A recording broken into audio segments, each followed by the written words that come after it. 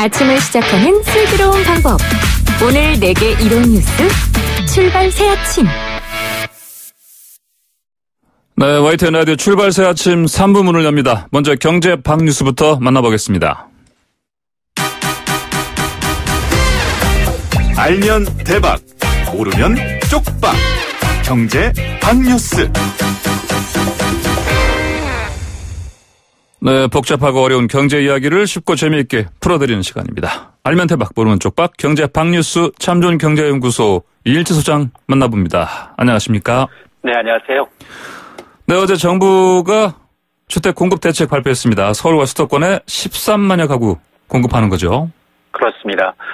이번 정부의 주택 공급은 한마디로 향후 5년간 수도권 내 신규 주택 13만 2천 호 플러스 알파를 공급한다는 내용입니다. 방법은 크게 네 가지인데요. 우선 가장 관심을 끌었던 재건축 규제 일부를 완화합니다. LH공사, SH공사가 참여하는 고밀도 재건축을 할 경우 용적률을 최고 500%까지 올려주고 층수는 50층까지 허용을 합니다. 네. 이를 통해서 7만 호를 공급하겠다는 거고요. 두 번째는 유휴지와 공공기관 부지를 활용합니다. 문 대통령이 콕 집어서 화제가 됐던 태릉 골프장 인근이 개발되고요. 또 공공기관 유휴부지 18곳을 활용하게 되면 신규 택지 3만 3천 호가 공급이 가능합니다. 또 3기 신도시와 용산 전기장 용적률을 올리는 방식으로 2만 4천 호를 공급하게 되고요. 이외에도 도심 규제 완화를 통해서 5천 호 플러스 알파까지 합하게 되면 앞으로 5년 이내 총 13만 2천 호 이상 공급이 가능하다는 계산입니다. 예. 자, 이번 정부의 공급 대책 발표, 이걸로 그동안 가파르게 오르던 부동산 시장 안정을 찾을 수 있을까요? 정부는 그동안 집값 상승의 주범은 투기꾼, 이 저금리와 과잉 유동성으로 갭 투자를 통해서 시장을 교란시키고 있다라고 봐왔습니다. 네. 하지만 이번 공급 대책으로 실수요자들, 무주택 서민들의 실수요를 인정했다. 그래서 이제 공급 확대로 방향을 틀었다는 점은 굉장히 긍정적입니다. 네. 이런 이제 공급 확대 시그널은 지속돼야 하는데요. 문제는 이번 공급 대책의 실효성입니다. 13만 2천 호의 절반 이상인 7만 호 가구가 공공이 참여하는 재건축 재개발에서 나옵니다. 예. 과연 민간 재건축 단지들이 LH공사, SH공사가 참여하는 공공개발에 참여할 거냐. 네. 결론부터 얘기하면 당근과 채찍의 균형을 이뤄야 하는데 지금은 당근보다 채찍이 너무 많다는 겁니다. 당근이라면 용적률을 500%까지 올려주고 층수 제한 풀어주겠다는 거고요. 네. 공공이 참여하는 빠른 재건축과 투명성이 강점이라면 그러나 이제 단점을 보면 지난주부터 분양가 상한제가 적용됩니다. 네. 택지비, 건축비 플러스 알파 이상은 받지 못합니다. 여기다 재건축 초과이익 환수제가 적용이 되고요. 네. 이번에 늘어나는 용적률의 절반은 공공임대주택으로 기부 체납을 받습니다. 네. 기대 수익의 90%는 환수하는 조건입니다. 특히나 공공재건축으로 전환하기 위해선 전체 조합원의 3분의 2 이상의 동의를 얻어야 가능합니다. 네. 이 정도면 유인 효과가 상당히 제한적이다는 겁니다. 공공재건축 재개발 7만 호가 물거품이 될 수 있다는 얘기도 나오고 있습니다. 자, 정부의 고밀도 공공재건축 사업에 대한 지자체 반발도 만만치 않지 않습니까? 사전 조율이 아무래도 잘 안 된 것 같아요. 안타깝게도 사전 조율이 안 된 것으로 보입니다. 예. 정부의 용적률 상한과 이제 층고 50층 허용 방침을 밝힌 지 3시간여 만에 서울시가 반기를 들고 나왔습니다. 예. 이게 서울시뿐만이 아니라 과천시도 그렇고요. 네. 태릉, 상암 주민들도 반대 목소리를 내고 있습니다. 서울시는 지난 2013년부터 2030 서울 플랜과 한강변 관리 기본 계획을 통해서 도시 미관을 보호한다는 명분으로 시내 주거지역의 아파트의 최고 층수를 35층으로 제한해 왔습니다. 예. 정부의 발표에도 불구하고 서울시는 35층 이상은 어렵다며 제동을 걸었죠. 한 번 바뀐 스카이라인은 되돌릴 수 없습니다. 7년 가까이 서울시가 고집했었고 특히 고 박원순 시장의 유지이기도 합니다. 예. 이렇게 논란이 커지니까 서울시는 한 발 빼고 있습니다. 정부와의 협치하겠다라는 모습을 보이고는 있지만 문제는 주택 공급안 발표 첫날부터 중앙정부와 지자체 사이에 삐걱거리는 모습을 보여서 시민들에게는 이 공급 로드맵이 제대로 이행되겠느냐 혼란을 이야기하고 있습니다. 네, 자 임대차 3법 시행으로 전세에서 월세로 가는 이 전환, 이 속도가 빨라질 거라 이런 전망이 나오고 있습니다. 정부는 이제 이런 상황에서 현재 4.0%인 이른바 전월세 전환율 이걸 낮추는 방안 검토하고 있는 상황이죠. 그렇습니다. 이 김현미 국토부 장관이 전세를 월세로 전환할 때 적용되는 전월세 전환율을 현재의 4%에서 조만간 낮추겠다는 겁니다. 현행 주택임대차보호법에는 기준금리 플러스 3.5%로 되어 있습니다. 현재 기준금리가 0.5%이기 때문에 전월세 전환율은 4.0%가 되는 셈인데요. 이 법이 만들어질 당시가 2016년이었습니다. 당시 기준금리가 2.5에서 3.5% 수준일 당시에 만들어진 기준이기 때문에 지금 기준이 적절하냐 이게 논의가 필요한 거고 각 부처 논의를 거쳐서 시행령 개정을 하겠다는 겁니다. 이처럼 이제 전월세 전환율이 낮아지게 되면 집주인이 전세를 월세로 돌리려는 의도도 좀 줄어들게 되고 이렇게 되면 이 월세 전환 가속화가 될 것이다라는 비난을 좀 피할 수 있기 때문에 빠르게 검토할 것으로 보입니다. 네, 알겠습니다. 오늘 말씀 고맙습니다. 고맙습니다. 네, 지금까지 참 좋은 경제연구소 이인철 소장이었습니다.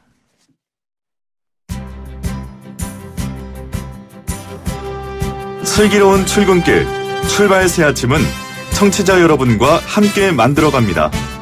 짧은 문자 50원, 긴 문자 100원에 유료 문자 샵 0945, 우물정 0945로 문자 보내주시거나 유튜브 보이는 라디오 댓글창, YTN 라디오 어플리케이션 예스를 통해 여러분의 목소리를 들려주세요.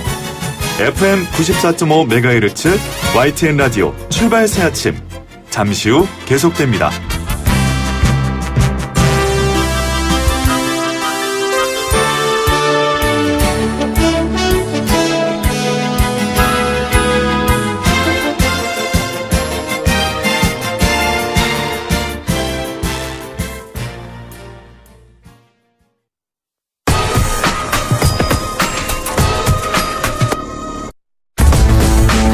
백기정 2호선의 사건 와이파일.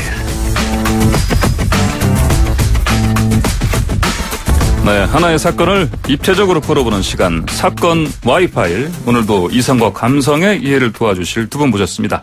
부드러운 카리스마 부카 백기정 전 수사경찰서 강력 팀장님. 네, 안녕하십니까. 백기정입니다. 네, 자 그리고 예리한 카리스마 예카 2호선 심리상담 전문가 나오셨습니다. 안녕하세요. 반갑습니다. 오늘 빗속을 비를 뚫고 좀 모신 거죠? 우산 쓰고 왔습니다. 우산 쓰고 오신. 네. 자, 최근, 오늘 다룰 주제는 이제 대형견이 소형견을 물어 죽인 사건입니다. 이게, 그때 입마개를 하지 않았던 그런 상황이었고. 근데 이 같은 개가 3년 전에도 똑같은 사고 일으켰다. 그런 점에서 이제 해당 견주, 개 주인에 대한 처벌, 불가피하다 이런 목소리 높아지고 있고요. 그런데 이 사람은 또 자신이 죽더라도 안락사는 시킬 수 없다 이런 입장이고, 그래서 이 반려견을 끔찍히 아끼는 견주의 입장, 그리고 사고를 일으킨 맹견을 안락사시켜야 된다 이런 입장 지금 서로 부딪히고 있습니다. 오늘은 소형견을 물어 죽인 대형견 사건과 함께 다양한 반려동물 사건 사고에 대해서 부드럽고 그리고 예리하게 짚어보겠습니다. 자, 우선 백 팀장님. 네. 이번 개 물림 사건에 대해서 일단 간단히 정리 좀 해주십시오. 지난달 25일입니다. 서울 불광동에서 이제 주택가인데 그 11살 그러니까 11년째 키우는 스피츠 견 스피츠를 데리고 이제 견주가 그 오후에 이렇게 운동을 시키러 나왔던 것 같아요. 그런데 길을 건너는데 이 스피츠 견이 갑자기 길 건너 도로 건너에 그 빌라를 이렇게 바라다 보는 모습이 보여요. 아마 뭔가 그 위험을 감지한 것 같아요. 동물적인 본능으로. 위험을 감지했어요. 그런데 순간적으로 이 로트바일러라고 하는 그 원산지가 독일인데 이 개가 이제 보통 몸 높이라고 하죠. 최고라고 하는데 50에서 60cm 정도 되는데 스피츠는 최고 몸 높이가 30cm 정도밖에 안 됩니다. 근데 쏜살같이 달려와서 이 스피츠를 공격을 합니다. 그러니까 견주가 놀래가지고 이걸 막아보는데 막을 수가 없어요.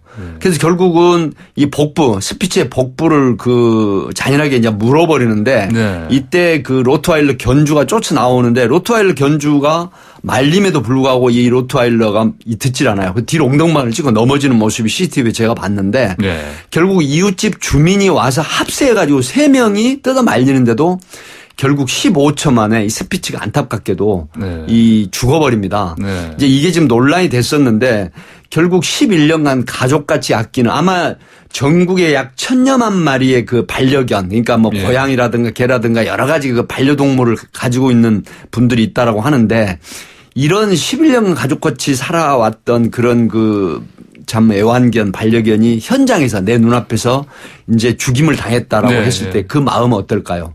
그런 측면에서 이게 이제 그 많은 매체에서 보도가 되고 있고 지금까지도 이제 이슈가 되고 있는데 결국 견주는 여기에 대해서 크게 뭐 잘못됐다라는 어떤 그런 모습들이 보이지 않는다는 전언이 있어서 상당히 안타까움을 주고 있는 그런 사건입니다. 이제 걔가 11살 또 네, 11살이면 사실 좀 나이는 많죠. 보통 5살에서 7세 정도로 친다고 해요. 예, 1년을. 네네. 그러면 꽤 이제 나이가 그러니까 보통 스피츠 네. 수명이 제가 알아보니까 12년이 평균 수명이라고 12년이요? 합니다. 그러면 1년 정도 남은 네. 그런 정도의 수명이 남아 있었다고 봐야죠.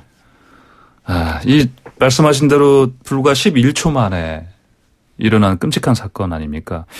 특히 그 스피츠 주인 같은 경우는 이제 트라우마를 겪을 수밖에 없을 것 같아요. 어떻게 보십니까? 이게 우리가 생각할 때는 그냥 개가 죽었다가 아니고요. 예. 11년을 함께한 개가 주인과 함께 있다가 예상치 못하는 사건을 통해서 죽는 장면을 주인이 확인을 한 겁니다. 예. 우리가 보통 그 반려동물과 함께 살아오시면서 때로는 반려동물을 보내보신 분들은 아시겠지만 이 고통이 거의 가족을 보내는 고통과 유사하다 싶을 정도이고 예. 실제 우리가 세계적으로 사용하는 스트레스 지수가 있는데 예. 그게 어떤 반려동물과의 관계에 있어서 나타난 지수는 없어요. 그러나 대부분 우리가 가족처럼 비슷하게 이 반려동물을 생각한다면 가까운 친인척의 죽음 정도의 정서 반응이 나타난다. 지금 보통 이렇게 보고 있거든요. 네네. 그게 보통 100점 만점의 스트레스를 봤을 때 63점 정도 나타나고 있는데 이거는 거의 투옥되었을 때의 점수하고 예. 또 본인이 심각한 질병에 노출되었을 때의 점수하고 거의 동일합니다. 굉장히 힘들고 고통스러운 상황인데 문제는 뭐냐면 지금은 놀람의 상태고 슬픔의 상태인데요. 결국 이런 사건이 벌어지고 나면 남는 게 무엇인가. 이 반려동물이 있었던 그 빈자리하고 예. 주인의 통증과 죄책감이 남는 겁니다. 특별히 이 주인의 죄책감과 이 통증의 방식은 어떤 식이냐면 보통 이런 사건이 벌어지면 시간을 자꾸 거슬려서 생각을 거듭하게 되는 거죠. 내가 그때 그 시간에 나오지 않았다면 이런 예, 일이 없었을 텐데 그러니까요. 내가 그때 반려동물과 함께 나오지 않았다면 이런 일이 없었을 텐데 내가 그때 반려동물을 안고 걸었다면 이런 일이 없었을 텐데 이런 굉장히 많은 생각들이 반복적으로 일어나면서 이 가족과 같았던 반려동물의 죽음을 본인으로부터 찾게 되는 이런 상황이 벌어질 수 있거든요. 네. 더군다나 이게 굉장히 잔혹한 장면이 짧은 시간에 일어났기 때문에 이 놀람의 순간이 머릿속으로 재생 반복될 가능성이 굉장히 높습니다. 네. 그럴 때 우리가 흔히 트라우마라고 이야기하지만 이 슬픔의 강도는 대단하고 고통과 충격의 그 기간도 굉장히 오래 갈 가능성이 높다고 봐야 되겠죠. 예. 자, 그런데 이 로트와일러가 일으킨 사건 이게 이번이 처음이 아니고 네. 또 여러 번 있었다고 좀 보도가 나와 있는데 특히 3년 전에 거의 똑같은 그렇습니다. 상황이 벌어졌다고요. 이게 이제 블로그에 이 로트와일러 살고 있는 이웃 주민이 그 블로그에 올린 걸 제가 찾아봤는데요. 예. 2017년 11월 22일입니다. 정확하게. 이때도 이 소형견인데 이 로트와일러가 예를 들어서 이제 그 주인이 그 신모 씨라는 분이 목줄을 하고 이제 산책을 나옵니다. 근데 같은 일이 반복이 된 거예요. 이 로트와일러가 입마개를 하지 않고 있는 상태에서 뛰쳐나와가지고 공격을 합니다. 그러니까 소형견을 가지고 있는 이 견주 여성입니다. 이 여성이 이 개가 공격을 하니까 이 개를 살려야 되겠다는 생각에 목줄을 놓아줍니다. 놓아주는 이유는 뭐냐면 도망가라는 뜻이었거든요. 그 도망가라고 목줄을 놓아주고 이 견주는 꼼짝 못하고 얼어붙어 있는 자세인데 그런데 이 로트와일러가 뒤쫓아가서 결국은 짧은 시간에 물어서 죽여버립니다. 그런데 문제는 그 이후에 우리 이호선 교수님 굉장히 설명을 잘해 주셨는데요. 실제로 이 가족들이 이 소형견을 그 죽임을 당하는 그 현장에 목격한 그 여성과 그 가족들이 그 이후로 지금까지도 3년여간 트라우마에 시달리는 형태고, 그다음에 이제 로트와일러가 만약에 그 길을 가다가 나오면은 예. 도망을 가버립니다. 이 가족이. 개가 이제 보이면. 그러니까 네. 내 그 소형견을 죽인, 반려견을 죽인 로트와일러를 보면 산책을 나왔건 입마개를 하고 있었어도 길을 돌아가거나 다시 집 안으로 들어가 버리는. 근데 네. 이분들만 그런 게 아니라 동네에 소문나가지고 이웃 주민들까지 그런다라고 해요. 예. 이런 측면이 있기 때문에 결국 3년 전뿐만이 아니라 크고 작은 일이 한 5회 정도 있었다는 지금 전언인데, 그렇다라고 하면 이 로트와일러 견주는 여기에 대한 책임을 예. 참 좀 특별하게 갖고 뭔가 대책을 세워야 되는데 네네. 이런 부분들 때문에 지금 청와대 국민청원에도 상당수 많은 사람들이 뭐 심지어 안락사를 시켜야 된다. 네. 뭐 미국 같은 경우는 사례를 보면요. 즉시 그 관련 동물 기관 단체라든가 수의사라든가 이런 게 협업을 해가지고 그다음에 이제 그 결정을 받아서 안락사 시키는 주가 꽤 있어요. 네. 그렇기 때문에 이런 부분들에 대해서 상당히 논란이 될 소지가 있다. 다만 이 로트와일러 견주 입장에서는 정말 그 아까 앵커께서 말씀하셨지만은 그렇다고 하더라도 나는 내 개를 안락사 시키지 못하겠다라고 네. 하면서 결국 개 훈련소에 보내겠다 이렇게 주장을 하고 있는데 네. 그 로트와일러 견주 입장에서는 이해가 됩니다만은 이런 위험한 개가 상습적인 이런 행태가 반복이 된다라고 했을 때는 강력한 대책이 세워져야 된다. 저는 이렇게 주장을 하고 싶습니다. 네, 이제 방금 말씀하신 대로 강력한 대책이 네네. 필요한 상황인데, 그런데 견주도 사실 방금 말씀하신 대로 뭐 훈련소로 보낸다고 했는데 네네. 이 정도가 아니라 좀 더 근본적인 뭐랄까요, 뭐 성찰 반성 이런 게 필요했던 걸로 보입니다. 어떻게 보십니까? 우리가 예. 그 카니스 루푸스 파밀리아리스 이게 개의 학명이에요. 카누스. 예. 이 카니스 루푸스라고 하는 게 회색 늑대란 뜻이고요. 네네. 파밀리아리스라는 게 가족 같은 이런 뜻인데 결국은 우리가 보통 반려동물을 생각하면 가족 같은을 생각하지 이 회색 늑대라는 뜻의 카니스 루푸스라는 생각은 하지 않거든요. 네네. 기본적으로 그 출발 자체가 늑대에서 시작된 거고요. 그리고 이게 인간하고 함께 생활을 하면서 길들임 과정을 통해서 친화력이 생겨나고 네. 함께 인간의 먹이를 먹고 함께 자라니까 장내 미생물 같은 경우도 63%가 인간하고 일치할 네. 정도로 굉장히 높거든요. 그러니까 인간하고 친하게 느껴지고 또 친밀감이나 이런 것들이 굉장히 특별하다. 그리고 우리가 개와 관련해서는 특별히 미담이 많잖아요. 네. 그렇다 보니 내 개에 대한 사랑과 이 미담이 합쳐지면 내게는 그럴 리가 없다라고 판단을 하게 되는 겁니다. 네. 그런데 실제 우리가 많은 개 물림 사건이 인간하고 개 사이에 발생하는 경우가 많았기 때문에 네. 개에 대한 얘기가 많았습니다만 지금처럼 개와 개 사이에 이 개 물림 사건이 발생했을 때 처벌은 인간이 물렸을 때랑은 굉장히 다른 거거든요. 예. 그러나 우리가 이 반려동물에 대한 기본적인 이해 자체가 과거랑 많이 달라졌기 때문에 우리가 이 주인이 견주가 안락사를 시킬 수 없다? 그렇다면 우리가 개의 권리나 동물의 권리나 뭐 사랑에 대해서만 표현을 할 것이 아니라 네. 사실은 개가 했던 일에 대한 처벌도 함께 생각을 해볼 문제이긴 한데 안락사 시키기 어렵다면 격리와 분리는 저는 자명하게 해야 될 문제이지 이거를 단순히 훈련의 문제로만 국한시킬 건 저는 아니라고 생각하거든요. 예. 근데 이거야말로 반려동물을 사랑하는 것에 굉장히 관심을 많이 갖는 분들 안에서 먼저 일어나야 될 논의라고 저는 생각합니다. 네. 자, 여기서 반려견 관리에 대해서 전문가의 이야기 잠시 들어보겠습니다. L동물의료센터의 이주영 원장님입니다. 안녕하십니까? 네, 안녕하십니까? 네, 우선 우리가 흔히 맹견이라고 부르는 개, 어떤 종류가 있습니까?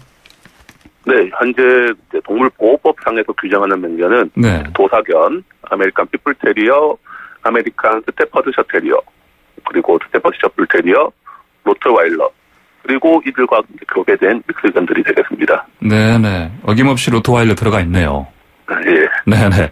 맹견의 대표로 볼 수 있겠습니다. 네, 그런데 그러면 이런 로트와일러 같은 경우 이런 맹견은 입마개를 씌워야 하는데 이 입마개를 개들이 실제로 이게 씌우면 답답해합니까? 어떻습니까? 네, 뭐 평소 입마개에 이제 익숙하지 않은 반려견의 경우에는 답답해하고 예. 뭐 불편해하기도 할 거고요. 예. 이제 무엇보다도 이제 낯설고 이제 두려운 그런 부분들이 있을 수 있습니다. 하지만 입마개가 적응만 되면은 우리 반려견들이 그렇게까지 답답해하지는 않거든요. 네. 따라서 이제 반려견에게 입마개 적응 훈련이 꼭 필요하고요. 예. 이거는 맹견뿐 아니라 이제 모든 반려견에게 필요한 부분이라고 강조드리고 싶습니다. 네, 모든 반려견 맹견만이 아니고 다 입마개를 채우고 외출해야 된다 이런 말씀이십니다. 예. 자, 맹견이 그러면 이렇게 돌발 상황이 발생할 수 있는데 이제 이 입마개 쓰지 않은 견이 공격을 한다. 난동을 부린다. 그럼 어떻게 대처해야 됩니까? 현실적으로 이제 혼자서 맹견을 상대해서 제압하는 것은 불가능하다고 보셔야 합니다. 예. 이제 맞서서 공격을 하거나 이제 개를 자극하는 행동을 피하셔야 하고요. 예. 이제 갑자기 막 뛰어서 도망을 가시거나 등을 보이시기보다는 네. 천천히 뒷걸음질로 거리를 넓히시는 게 좋고요. 이제 가지고 계신 소지품을 다른 곳으로 던져가지고 이제 그 맹견의 주의를 다른 곳으로 유도하는 것이 이제 도움이 되실 수 있기는 합니다. 그러니까 말씀을 들으니까 현명한 대처를 해야 되는데 사실 완벽한 어떤 뭐랄까 그 적이는 없네요 보니까 그러면. 맞습니다. 그래서 저도 예. 이제 견주께서 입마개를 꼭 착용하시는 게 중요하겠죠. 결국은 무조건 입마개를 씌워야겠네요. 그렇습니다. 네. 자 그러면 이제 이런 맹견을 포함해서 이 개들 평소에 좀 더 온전해질 수 있게, 온순해질 수 있게 하는 어떤 행동 교정, 훈련 그런 방법이 있습니까? 그렇죠. 이제 공격성을 보이는 아이 같은 경우에는 네. 이제 반드시 이제 그런 공격성이 심해지기 전부터 전조 증상이 있고 보여주는 행동학적 특징들이 있거든요. 네. 그래서 이제 반드시 그런 것들이 나타났을 때는 수의사 혹은 행동 교정 전문가에게 상담을 받으시고 또 어떤 이유에 의해서 우리 애기가 그런 공격성을 가지게 됐는지 면밀하게 분석을 하고 그거에 맞는 행동 교정을 꾸준히 진행하시다 보면은 이제 충분히 온순해질 수 있을 거라 기대 한번 해봅니다. 하나 더 여쭤보겠습니다. 보통 등산 다니신 분 많은데, 저도 사실 그런 경험이 있는데, 이럴 땐 북한산 같은 경우에서 들개들을 만나는 경우가 있습니다. 맞습니다. 굉장히 위험하지 않습니까? 사실상 굉장히 위험하고요. 예. 이것도 어떻게, 그러니까 강아지들, 들개들 이런 친구들도 어떻게든 자기 스스로를 보호하려고 하다 보니까는 공격을 하게 되는 거거든요. 예. 그래서 어찌됐든 자극하지 않고 네. 뭔가 다가가지 마시고 네. 멀리서라도 그런 강아지를 만나게 됐을 때는 최대한 피하시는 게 가장 올바른 방법이 아닌가 말씀드리겠습니다. 그런데 아까 등을 돌리지 말라고 하셨습니다. 공격해오면. 네. 그렇죠. 이제 갑자기 확 등을 돌리셔가지고 도망을 가신다거나 그런 갑작스러운 행동을 하는 것 자체가 우리 들개나 이제 맹견들에게 자극을 줄 수 있기 때문에 천천히 그냥 등을 막 등지고 도망가시는 게 아니고요. 네. 좀 자연스럽게 이제 거리를 두시는 게 가장 안전한 방법이 되겠습니다. 네, 알겠습니다. 원장님, 오늘 말씀 감사합니다. 예, 감사합니다. 네, 지금까지 L동물의료센터의 이주영 원장이었습니다. 자, 들으신 대로 전문가 얘기를 들어서도 그렇고, 자, 이렇게 급작스러운 상황이 생기면 이게 대처를 정말 잘해야 될 것 같아요. 네, 사실 이제 좋은 말씀 해주셨는데요. 제가 예전에 개물림 사고로 인한 굉장히 크고 작은 사고가 많은데 우선 소방청 통계를 보면요. 개물림 사고로 1년에 약 2,000에서 2,500건이 발생을 합니다. 2,500건이요? 예, 2,000건에서 2,500건. 이게 소방청의 통계인데 2016년도부터 2019년도까지 보면 평균 2,400~500건이 발생을 합니다. 굉장히 굉장히 많은 사건인데요. 이게 예전에 좀 이슈가 됐던 사건을 좀 말씀을 드리면요. 이제 조심을 해야 되겠다는 생각인데요. 2017년 9월 달에 슈퍼주니어 아마 최시원 씨 사건 아실 겁니다. 현대 압구정동 현대 아파트에서 일어난 사건인데 엘리베이터를 타고 내리는 바로 유명한 강남의 식당 이제 대표였던데 여성이었어요. 이분을 물어요. 애완견이 물었는데 이게 프렌치 불독이라고 해서 물어버렸는데 결국 이분이 50대 여성인데 한 일주일 만에 그러니까 발생하고 나서 그때가 10월 6일로 기억이 되는데 이때 폐혈증으로 결국 사망을 합니다. 그래서 사회적으로 굉장히 논란이 됐었던 부분이고 최시원 씨 가족들이 사과문을 내기도 했었던 사건이 있고요. 또 하나는 2017년 같은 해인데 굉장히 끔찍한 일이 이제 보도가 됐었죠. 경기도 시흥에서 한 아파트에서 집안에서 기르던 맹견인데 이 맹견이 젊은 부부 30대 부부의 1살 먹은 아이를 이 펜스를 뛰어넘어와서 물어서 또 그 아이가 사망하는 사건이 발생을 했어요. 그랬는데 이제 또 하나만 더 말씀을 드리면 시간 때문에 이게 이제 2019년도입니다. 작년 4월 달인데 부산 해운대 아파트에서 1층 엘리베이터 앞에서 이 여성이 그 키우는 반려견인데요. 뭐 종에 대해서는 말씀을 좀 드리진 않겠습니다만은 이게 꽤 큰 개예요. 이게 이제 그 이웃집 주인 남성이 엘리베이터 앞에 서 있는데 어디를 물어버리냐면 바로 남성의 주요 부위를 물어버립니다. 이렇게 돼서 병원에 이제 실려 가가지고 이게 상당히 어려움이 있었는데 이때 또 입마개를 하지 않았어요. 그럼 생각을 해보세요. 이웃집 개가 나는 사랑하고 좋아하고 가족 같은 반려견인데 바로 이웃 주민의 특히 그 남성의 가장 중요한 신체 부위를 물어서 이게 이제 거의 그 한동안 불능 상태를 만들어 버리는 부부 상태를 만들어 버린다고 하면 이게 과연 내가 좋아하고 사랑하는 반려견이고 가족 같은 거지만 안전주의 의무를 하지 않는 바람에 남에게 이렇게 커다란 피해를 주고 또 내 가족같이 여기는 반려견인 내 아이를 죽게 하거나 또 이웃 주민을 사망하거나 이런 부분이 있기 때문에 원래 야성이지 않습니까? 그렇기 때문에 이러한 부분들을 제가 왜 소개를 드리냐면 사실은 개라고 하는 부분 반려견, 애완견 이건 좋습니다. 하지만은 철저한 어떤 안전사고가 일어나지 않도록 준비하고 대비하는 이런 게 필요하다는 점에서 제가 소개를 드린 겁니다. 예, 이제 말씀하신 대로 대부분 사고가 입마개를 안 한 상태에서 일어났거든요. 이제 집주인들 입장에서는 뭐 굳이 할 필요 없다. 이런 안일한 태도를 자주 보이는 게 문제 같습니다. 이제 어떻게 보십니까? 견주들 입장에서는 견주에게 개는 대단히 충성스럽고 그리고 사랑스럽고 늘 안전한 대상이었을 거고 심지어 주인까지 지켰을 거예요. 그러나 내가 경험한 안전의 세상이 외부의 모든 세상의 평균값하고 동일한 건 아니에요. 결국 주인에게는 안전할지 모르겠지만 다른 외부 대상에 있어서는 당연히 공격성을 보일 수밖에 없죠. 나와 그다음에 내 주인을 보호한다는 차원에서 아까 말씀드렸던 개의 학명 자체가 회색 늑대라고 하는 부분이 반드시 들어간다는 걸 꼭 기억하셔야 되고요. 특별히 우리가 지금 강아지를 키우건 뭐 고양이를 키우건 간에 이 살아가면서 생겨나는 여러 문제들이 꼭 사랑의 차원으로만 해석해야 될 게 아니라 경우에 따라 가지고는 이 개가 혹은 이 고양이가 뭐 여러 가지 사건 사고에 지금 굉장히 중요한 부분을 담당하고 있고 저 같은 경우도 개한테 한 3번 물렸는데 3번이나요? 개가 저를 좋아하나 봐요. 아니 좋아하면 뭡니까? 저는 개를 오랫동안 키웠고 또 뭐 개에 대한 사랑이 좀 각별하기도 합니다만 그럼에도 불구하고 개를 키우는 사람에 대해서도 다른 개들이 공격할 수 있어요. 그렇죠. 언제든지 이런 예상치 못한 상황이 발생할 수 있을 때 입마개라고 하는 건 내 개가 그 입마개를 했을 때 답답하다는 생각 때문에 다른 사람이나 혹은 다른 반려동물들을 위험에 노출시키는 거야말로 대단히 이기적인 일이라고 저는 생각을 합니다. 위험하기도 하고요. 그래서 이건 개를 진짜 사랑한다면 그에 대해서 적절한 조치나 적절한 제한도 하는 것 그것도 저는 사랑의 굉장히 중요한 한 부분이라고 생각하기 때문에 견주들의 현명한 판단이 아니라 견주들의 의무여야 된다고 저는 봅니다. 견주들의 의무여야 된다. 이게 적절한 비유가 될지는 모르겠습니다.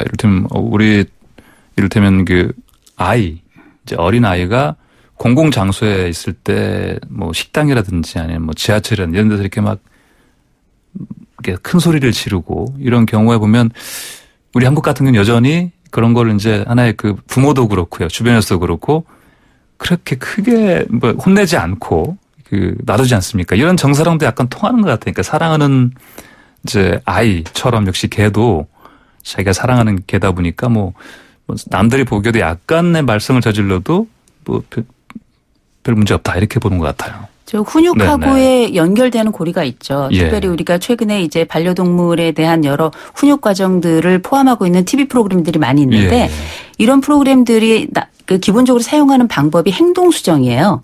이 행동수정을 사람에게 쓰면 이걸 훈육이라고 하고요. 이 행동수정을 개에게 쓴다면 이걸 우리가 교정이라고 하는 거거든요. 근데 이제 이런 훈육이건 교정의 방법이든지 간에 결국 행동을 바꾸는 거지만 완벽하게 행동을 통제할 수 있는 훈육이나 교정은 없어요. 그렇기 때문에 이런 변수들을 늘 생각을 해야 되고요. 또 무엇보다 우리가 이 사랑한다라는 표현을 할 때 여러 가지 방식이 있습니다만 결국 그 사랑을 나누는 사람은 반드시 가족으로서 또 하나의 책임을 가지고 있는 거거든요. 책임이라고 하는 건 때론 불편해요. 우리가 지금 코로나19 때문에 다들 불편하지만 다들 마스크를 하고요. 아토피가 있는 어린아이들까지도 마스크를 합니다. 하물며 강아지에게, 개에게, 더군다나 맹견에게 입마개를 하지 않는다는 건 누구를 위한 도리일까요? 생각해 봐야 될 것 같습니다. 지금 말씀하신 대로 정말 보통 이런 끔찍한 그 사고를 일으키는 같은 이런 경우는 대부분이 맹견 아닙니까? 그러면 일단 맹견 같은 경우는 이를테면 아예 바깥으로 못 나오게 한 뭐 그런 규제라든지. 동물보호법에 보면요. 예. 이제 목줄을 하고 입마개를 하지 않으면 300만 원의 과태료 처하는 조항이 있고요. 예. 다만 이런 게 있어요. 예를 들어 가지고 지금 이 논란이 되고 있는 불광동 개물림 사고도요. 예. 이게 이제 그 재물 손괴로 처벌을 하거든요. 예. 뭐 개가 개를 물어서 죽이면. 근데 문제는 손괴죄라고 하는 부분은 가실 재물 손괴죄는 처벌 조항이 없어요. 네. 그렇기 때문에 이제 민사상에 해당이 될 망정 형사처벌을 하지 않는 부분인데 네네. 다만 사람을 물었을 때는 뭐 가실치상죄라는 게 성립이 되기 때문에 동물보호법과 가실치상죄 이런 부분이 있는데 사실은 맹견이라고 하더라도 내 반려견이고 애완견인데 산책을 시킨다라거나 밖으로 데리고 나오지 못하게 하는 부분은 네. 사실은 좀 너무 과다한 것 같고요. 네. 다만 동물보호법상에 확실하게 그 규제 조치를 해놨지 않습니까? 예. 그래서 입마개를 하고 목줄을 하고 그래야만이 이런 부분들이 다른 사람한테 어떤 피해를 주지 않고 또 개물림 사고가 안 나는 건데 내가 편하자고 해서 다른 사람 불편을 침해를 한다라고 하는 부분은 있을 수 없거든요. 네네. 그렇기 때문에 뭐 보통 선진국 같은 데서 제가 특히 가끔 그 강의에서 인용을 합니다마는 어렸을 때부터 인성이나 애절 교육이라든가 어떤 룰에 대한 교육을 시켜야 되는데 네. 뭐 아까 좋은 말씀을 하셨어요. 자, 식당이나 전철이나 대중교통 속에서 내 아이가 막 뛰어놀고 소리를 지르고 함에도 불구하고 제지를 하는 상대방에 대해서 왜 내 아이 기를 죽이냐고 한다라고 하면 이거는 공공의 어떤 이익에 부합되지 않는 행태거든요. 그럼에도 불구하고 그렇게 소리를 지르면서 자기는 창피한 줄을 몰라요. 그렇다고 하면 그 아이, 그 자녀는 그 부모의 자녀는 뭘 배울까요? 똑같은 형태가 반복이 되거든요. 이거는 공공의 어떤 사회 이익에도 굉장히 부합하지 않는 부분이고 또 그 사회 A에도 어긋나는 부분이기 때문에 저는 철저하게 내가 내 개를 사랑하고 좋아하고 아끼는 가족같이 느낀다고 하면 상대방이나 다른 사람에게 피해를 주지 않는 이런 어떤 규제를 정확하게 따라줘야 된다. 그런 주장을 하고 싶습니다. 네, 알겠습니다. 자, 약간 다른 얘기 좀 나눠보겠습니다. 최근에 좀 논란이 된 게 하나 있어요.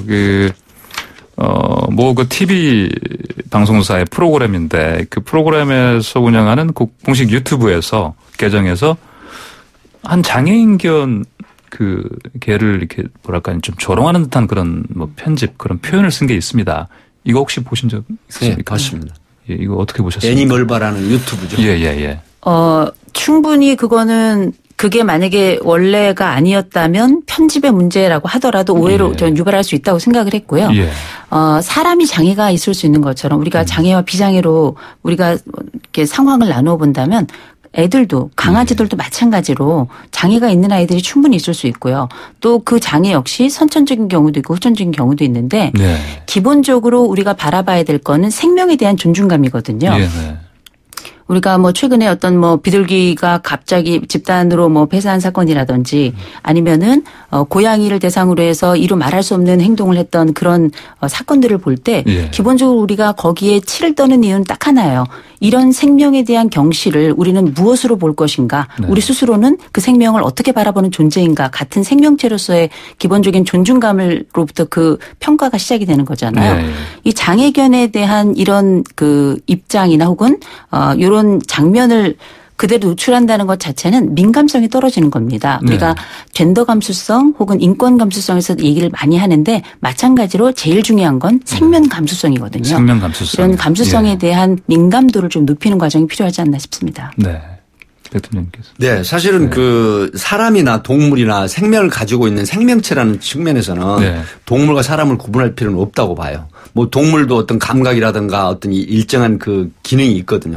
하기 때문에 불의의 사고로 뭐 예를 들어서 그 장애를 입게 되면 인간이나 동물이나 똑같다고 보거든요. 또 인간과 함께 더불어 사는 동물이기 때문에 가족이라는 측면인데 이런 어떤 외적으로 보이는 모습에 대한 조롱이나 비하, 모욕감 이런 부분들이 결국 그 동물은 인지를 못하겠지만은 동물을 사랑하고 좋아하는 많은 전국의 1000여만 마리의 반려견이나 뭐 반려묘를 데리고 있는 사람들에게는 크나큰 정신적인 피해가 되거든요. 하기 때문에 본인들은 그렇게 뭐 그 필터링 되지 않는 말을 하지만은 네. 듣는 사람들 입장에서는 상당히 심리적으로 불만이 되면서 어떤 일종의 정신적인 그 장애를 일으킬 수가 있거든요. 네. 하기 때문에 내가 상대방의 욕설을 하면 상대방이 기분이 좋을 리가 없잖아요. 똑같은 네. 거거든요. 하기 때문에 이런 측면에서 상대방을 배려하는 그런 형태의 뭐 유튜브를 좀 하셨으면 하는 바람입니다. 정말 반려견 시대가 됐는데 우리가 진짜 뭐 시민의식이라든지 여러 가지 의식 많이 바꿔야 되고 특히 안전의식도 그렇고 개선할 게 참 많네요. 그렇습니다. 네, 알겠습니다. 두 분 말씀 오늘 여기까지 듣겠습니다. 감사합니다. 네, 감사합니다. 네, 지금까지 백규종 전 팀장님, 이호선 심리상담 전문가였습니다. 네, YTN 라디오 출발새 아침 3부 순서 여기서 마치고요. 잠시 후 4부로 돌아오겠습니다. 뉴스 탐구생활 즐거운 스포츠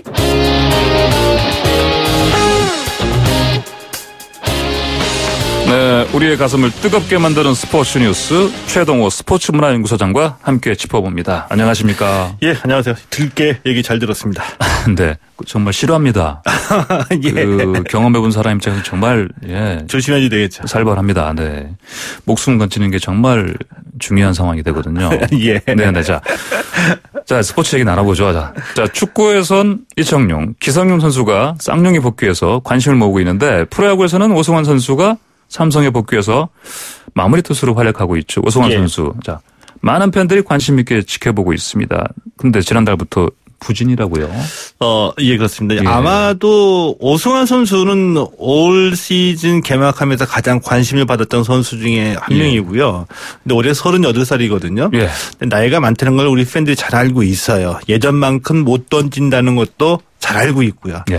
그러면서 오승환 선수는 잘해줄 거야. 이런 어떤 그 기대치가 있었죠. 그렇죠. 예. 그런데 막상 뚜껑을 열고 보니까 6월 9일에 이제 복귀전 치렀고요. 네. 이 6월, 7월, 8월인데 7월서부터 급격하게 좀 부진한 모습을 보이고 있는 겁니다. 네. 어느 정도였었냐면은 6월에 8경기 등판했거든요. 네. 8경기에 등판해서 6월에만 1승 4세이브 2홀드. 그러니까 8경기에서 7경기 승리를 지켜낸 겁니다. 네. 굉장히 좋았죠. 네네. 평균 자책점이 2.25였고요. 자, 그런데 7월에 들어서 9경기에서 1패 2세이브입니다. 7월에는 9경기에서 2경기만 승리를 지켜냈고요. 예. 평균 자책점이 6.52로 올라갔어요. 8월에는 2경기 1패 1세이브 현재까지요. 예. 네, 이렇게 이 오승환 선수가 7월에 들면서 굉장히 급격하게 부진해지고 있어서 네네. 과연 이 나이를 극복하지 못하는 건가, 한계에 도달하는 건가 이런 의문점 갖고 계시는 분들도 계시고요. 네. 지난달부터 계속 부진해 왔는데 8월 2일 키움과의 경기에서 이정우 선수에게 결승 2루타를 얻어맞고 무너졌거든요. 근데 저는 10여 초에서. 이 장면이 좀 상징적인 장면이었다라고 봐서 이 말씀 좀 드리려고 하는 겁니다. 예, 마무리로 등판했다가 이렇게 결승타 얻어맞았는데 그런데 이 결승타 때린 선수 이정우 선수 아닙니까? 예, 맞습니다. 근데 이제 사실 팬들은 이 두 선수 사이 대결 오랫동안 사실 기다려왔었는데 그 이유가 있지 않습니까? 예, 오랫동안 기다려왔어요. 왜냐하면 이 오승환 선수가 6월 9일에 복귀를 했거든요. 이제 복귀전을 앞두고 기자회견할 때 내가 이 KBO 리그 좀 보니까 이정우나 강백호 같은 젊고 실력 있는 선수들이 있더라. 네. 근데 이정우, 강백호하고는 힘 대 힘으로 한번 붙고 싶다. 이런 얘기. 힘으로요? 이런 얘기를 했거든요. 이게 이제 보통 약간 유머러스하게 표현하면은 이제 스포츠 세계에서는 보통 도발을 한 거죠. 근데 오히려 이정우 선수가 근사하게 맞받아쳤어요. 나는 신경 안 쓴다. 대선배로 존경할 뿐이다. 이렇게 응답을 했거든요. 그래서 힘 대 힘으로 맞붙는다고 했는데 이정후와 오승환은 언제 대결을 벌이는가 모두들 기다려왔죠. 근데 6월 9일 이후에 2개월 만에 이 운명의 대결이 벌어진 겁니다. 근데 진짜 진검승부를 벌여야 되는 상황에서 만났어요. 이게 뭐냐면 8월 2일에 키움과 삼성의 대결에서 연장 10회 초에 2사 1-2루에서 이정우 선수가 타석에 들어선 겁니다. 물론 마운드에는 오승환 선수가 있고요. 이렇게 되면 한 방이면 승부가 결정나는 상황이거든요. 그냥 끝날 수도 있고요. 투볼 투 스트라이크까지 갔습니다. 그리고 던진 공을 이정우 선수가 맞받아쳤는데 네. 홈런성 타구였어요. 우중간을 가르고 원바운드 돼가지고 펜스를 맞았죠.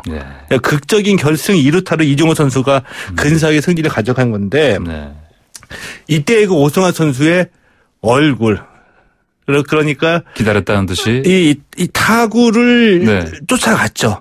타구를 쫓아가다가 이게 안타로 원바운드 떨어지니까 두 손을 무릎에 쥐고 허리를 숙였습니다. 한참 동안 있다가 다시 일어나가지고 멍하니 외야 펜스를 쳐다봤거든요. 투수가 그런 폼으로 이렇게 있었으면 그건 정말 그렇죠. 그런데 이때의 그 멍하니 쳐다보는 거를 이 클로즈업 돼가지고 중계 카메라에 생생하게 보여줬는데 그때 제가 보니까 과거의 그 돌부처는 아니었었어요. 이 돌부처라는 별명의 그 배경이 위기 상황에서도 전혀 흔들리지 않는 그런 무표정이 때문이었거든요. 근데 이날은 좀 상기가 됐었습니다. 근데 이때 머릿속에 무슨 생각이 떠올랐을까? 저는 이게 궁금했거든요. 무슨 생각이? 뭐 이럴 수가 내가 이정우에게 이렇게 맞다니. 뭐 이런 복잡한 신경이지 않을까 생각이 좀 들거든요. 관세음보살은 아니고. 예, 그럴 수도 있겠죠. 근데 이 한 장면이 이정우 선수에게 통타당하고 난 뒤에 그 맥없이 상기된 얼굴을 하고 외야를 멍하니 쳐다봤던 이 한 장면이 저는 지금 그 오승환 선수를 상징한다고 보거든요. 여기서 이제 오승환 선수 무언가를 깨우쳐야 된다라고 생각합니다. 그 얘기를 하고 싶은 거죠. 자, 그런데 이정우 선수 사실 야구 천재, 아버지가 야구 천재 이종범 해설위원 아닙니까? 제 기억으로는 2006년 WBC에서 우리가 4강에 올랐을 때 이종범, 오승환 선수가 같이 뛴 거 맞습니다. 그렇지 않습니까? 그런데 이정우 선수 아버지와 같이 뛰었던 이 대선배와 맞대결에서 잔인한 승리를.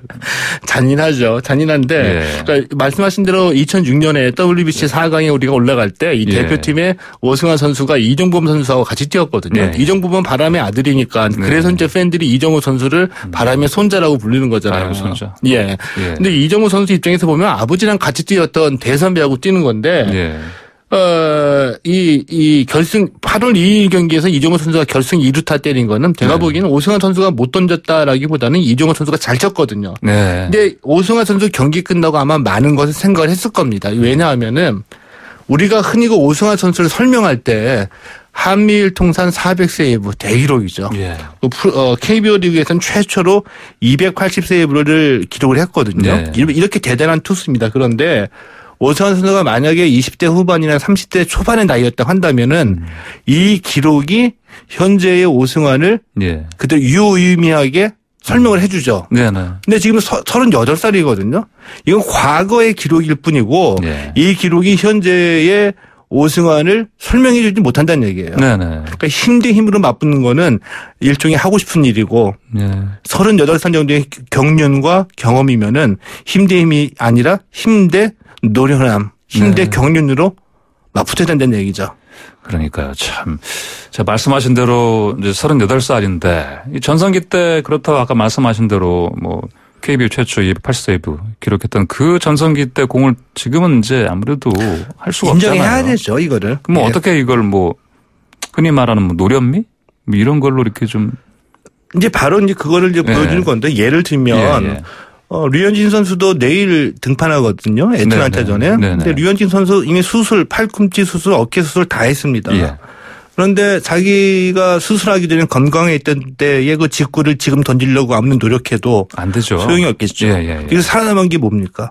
볼배, 다양한 구종의 볼배압과 컨트롤이거든요. 그래서 이제 큰 수술했던 이 투수들이 살아남는 경우에는 대부분 다 이 컨트롤하고 이게 이제 볼배압을 얘기하는 거거든요. 이건 이제 보통 크게 얘기할 때 이제 노련미라고 얘기를 하죠. 이 오승환 선수 바로 이 점을 살려야 된다는 얘기예요. 이 점을 살려야 되는데 그동안 우리 그 KBO 리그도 발전해 왔기 때문에 이 오승환 선수가 인정한 것처럼 젊은데도 실력 있는 선수들이 많이 있습니다. 그래서 쉽게 생각하면 안 된다는 면이 있겠고요. 오승환 선수의 과거의 그 돌직구도 지금 나오진 않고 있거든요. 충분히 경험이 많고 한미를 다 경험했던 오승환 선수의 이 노련미를 발휘해야지 통할 수 있다는 얘기를 드리고 싶은 거고요. 오승환 선수가 또 잘해야지 프로야구가 재밌어집니다. 왜냐하면 삼성이 초반에 부진했다가 4위까지 올라갔거든요. 4위까지 올라갔다가 지금 다시 8위로 밀려났습니다. 근데 밀려난 배경에는 삼성 불펜진이 좀 약화가 돼가지고 성적이 추락했는데 오승환 선수가 이제 마무리로 중심을 잡아줘야지 다시 가을 야구 티켓을 놓고 경쟁하게 되는데 이렇게 돼야지 프로야구 전체 판도가 재미있어지는 거죠. 네. 자, 이번엔 좀 우리 슬픈 안타까운 소식도 얘기를 해야겠어요. 그 최숙현 선수도 사실 억울한 죽음. 예. 우리가 그런 죽음을 겪었고 그다음에 아직도 충격이 가시지 않았는데 또 여자 배구 고유민 선수가 또 안타깝게 세상을 떠났네요. 예, 그렇습니다. 그 지난달 30일에 자택에서 숨진 채로 발견이 됐고요. 안타깝게 이 세상을 등지게 됐는데 그 생전에 마지막 인터뷰했던 영상이 공개가 됐거든요. 근데 이 영상에서 공개됐던 내용으로 인해서 이제 그동안 우리가 짐작했던 대로 이 댓글, 악성 댓글에 시달리다가 극단적인 선택을 한 정황이 추정이 되는 겁니다. 그러니까 고유민 선수가 2013년에 현대건설에 입단했고요. 2019년에 리베로로 포지션을 변경을 했거든요. 정확하게 말씀드리면 포지션 변경이 아니라 팀 사정상 리베로를 사실상 맡게 된 겁니다. 근데 적응하는 데 시간이 필요하잖아요. 실수도 있을 수 있겠죠. 이 기간 동안에 엄청난 악성 댓글에 시달리면서 상처를 받아서 나 운동 못하겠다, 그만두겠다라고 소속팀에다가 얘기를 했고 소속팀이 이미 탈퇴로 풀어졌는데 결국 혼자 지내는 시간에 극단적인 선택을 한 거죠. 근데 어느 정도의 그 악성이었냐 하면은 이 댓글이 이 젊은 나이에 이제 은퇴한다고 하니까 이 현대건설에서 이미 탈퇴로 풀어졌거든요. 아무 때나 와라 우리가 받아주겠다라고 얘기했는데 이 소식이 전해지니까 이 악성 댓글 중에서는 돈 떨어졌다고 돌아올 생각하지 말아라. 이런 류의 또 이 성차별적인 얘기까지 포함해서 혼자서 고생하다가 극단적인 선택을 하게 된 거죠. 참으로 좀 안타깝습니다. 이 악플 이런 것들이 사실은 이제 이렇게 뭐 스포츠 선수라든지 연예인이라든지 뭐 저희 같은 기자들도 마찬가지고 기자들도요. 기레기라고만 하지 않습니까? 근데 정말 상처받죠. 기사를 내보냈을 때 그 이후에 이제 뭐 혹시나 보게 되면 진짜 뭐 수백 건의 뭐 댓글이 달린 경우에 상당수가 또 악성 댓글이 많지 않습니까? 뭐 그래서 저도 한두 번 본 적은 있지만 가급적 저는 안 봅니다. 왜냐하면 이게 악성 댓글을 봐서 그게 뭐 어떤 건강한 비판보다는 이런 경우가 많기 때문에 저도 어떻게 조언을 어떻게 해야 될지 모르겠네요. 어쨌든 그럼 이런 상황이다 보니까 악플 때문에 이렇게 생명을 포기하는 사례도 있고요. 그래서 그러면 뭔가 우리 사회적으로 어떤 제도적으로 이런 부분을 앞으로 막을 수 있는 그 방안을 좀 마련해야 되지 않겠습니까? 그렇죠. 그게 중요하죠. 더군다나 스포츠에서는 악성 댓글이 심각한 특별한 이유가 있거든요. 왜냐하면 돈이 걸려 있어요. 뭐냐 하면 우리가 흔히 그 스포츠 토토라고 얘기하는 그 스포츠 베팅이 있죠. 승부를 예측해서 돈을 베팅을 하고 맞추게 되면 돈을 환급받게 됐고 못 맞추면 돈을 잃게 되는 건데 돈을 잃게 되는 분들이 자기가 이 베팅했던 팀의 특정 선수 기대했지만 부진했던 선수에 대해서 집요하게 악성 댓글 단다는 거거든요. 돈 때문에. 자, 그런데 이미 뭐 스포츠뿐만이 아니라 우리 사회에서 악성 댓글 때문에 그 세상을 등진 여러 사건들이 많잖아요. 여러 차례 있었습니다. 이 때문에 이 악성 댓글은 단순한 그냥 인터넷상에서의 댓글이 아니라 이제는 이 실제로 상처를 주고 사람의 생명까지 포기하게 만드는 일종의 범죄일 수도 있다라는 이런 인식이 좀 확산이 되고 있다라고 보고요. 저는 이제 이것도 이제 범죄 차원에서 바라봐야 된다고 생각을 합니다. 그래서 실제로 보면은 이 경찰청 자료에 따르면은 2014년에 사이버 명예훼손이나 모욕죄 고소가 2014년에 8,880건이었는데 이게 2019년에 16,633건으로 2배가 돼버렸네요. 2배로 늘어났거든요. 범죄를 인식한다는 얘기입니다. 실제로 이렇게 대처를 해야 된다라고 보고요. 한국배구연맹도 이 포털 사이트에다가 스포츠 기사 댓글 개선 기능을 요청을 했고 앞으로는 선수 개개인이 아니라 악플에 대해서는 연맹 차원에서 대처하겠다라는 입장을 발표하기도 했습니다. 좀 강력하고 엄정하게 대처를 해야 된다라고 봅니다. 다시는 이런 안타까운 일이 벌어지지 않도록 정말 제대로 대처를 해야겠습니다. 자, 오늘 스포츠 소식 잘 들었습니다. 감사합니다. 고맙습니다. 지금까지 최동호 스포츠문화연구소장이었습니다. YTN 라디오 출발 새 아침 저희가 준비한 소식은 여기까지입니다. 서울 지하철 1호선 광운대에서 청량리역까지 상행선과 하행선이 오늘 아침 6시 30분부터 계속 통제되고 있습니다. 잠수교 또한 나흘째 전면 통제되고 있고요. 밤사이 소강 상태를 보이던 비가 다시 거세지고 있고 그래서 교통안전 특히 주의해 주셔야 됩니다. 계속되는 날씨와 교통정보에도 귀 기울여 주시기 바랍니다. 그리고 저는 내일 아침 7시 정각 변함없이 슬기로운 내용으로 찾아뵙겠습니다. 고맙습니다.